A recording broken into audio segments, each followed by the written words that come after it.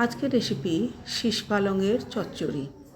চলুন দেখে নিই। প্রথমে কুকারের মধ্যে ডাঁটাগুলোকে একটু নুন দিয়ে ভাপিয়ে নেব।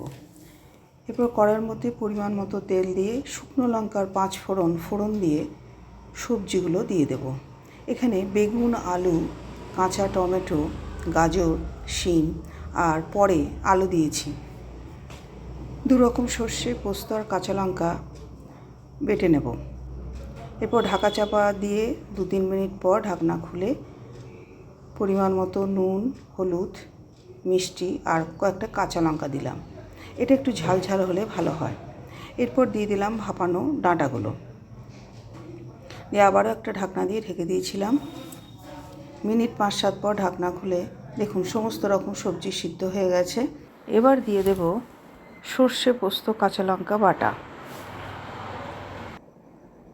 এরপর ভালো করে সর্ষে পোস্ত বাটার সঙ্গে শীষ পালং মিক্স করব আর বাড়তি জলটুকু শুকিয়ে নেব নাড়াচাড়ার মাধ্যমে।